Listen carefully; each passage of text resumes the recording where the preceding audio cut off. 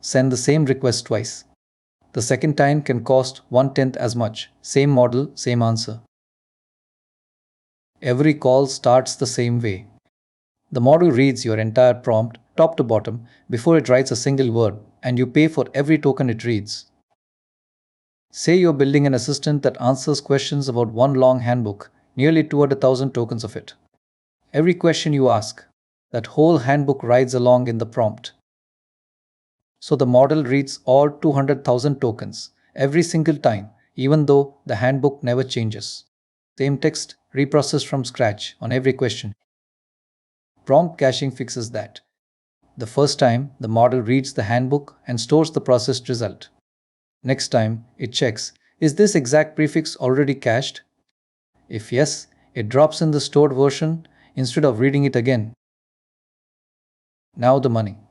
Normally, every input token costs the same flat rate. For Claude Opus, $5 per million tokens, read or not. A cached read is billed at 1/10 of that, 90% off. For Opus, 50 cents per million instead of $5, exactly 1/10. There's one catch. Writing into the cache the first time costs a small premium, 1.25 times the normal rate. You pay a little extra once to save a lot every time after. The math is gentle. A write costs 1.25 times, a read costs a tenth, so caching pays for itself after just one hit. 2 calls in, you're already ahead. Back to our handbook. Full price, that context is $5 a million. The one-time write is 6.25. Every cached question after that, 50 cents. 50 cents versus $5 over and over. Turning it on is almost nothing. You add a single cache control marker to the part you want stored. Your system prompt, your tools, that handbook, and the API handles the rest.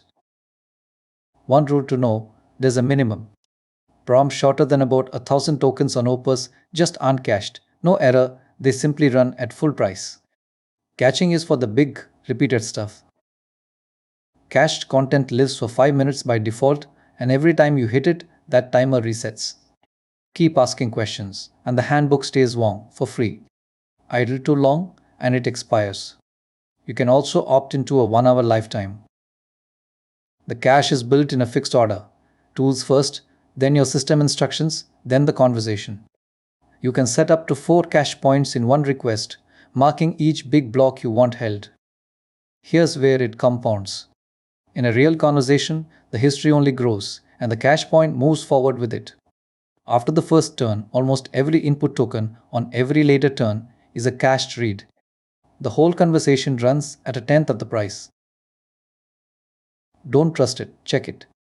Every response tells you how many tokens it wrote to the cache and how many it read back. If the read count is high, caching is working. And it's not just cheaper, it's faster.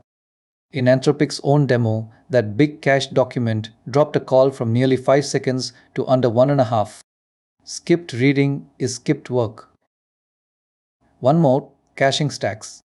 Run it through the batch API's 50% discount and the two savings multiply. Cheap tokens made cheaper again. So, store the prefix once, pay a tenth to reuse it, and let a growing conversation ride almost entirely on cached reads. That's the 10 times cut. Cache what repeats.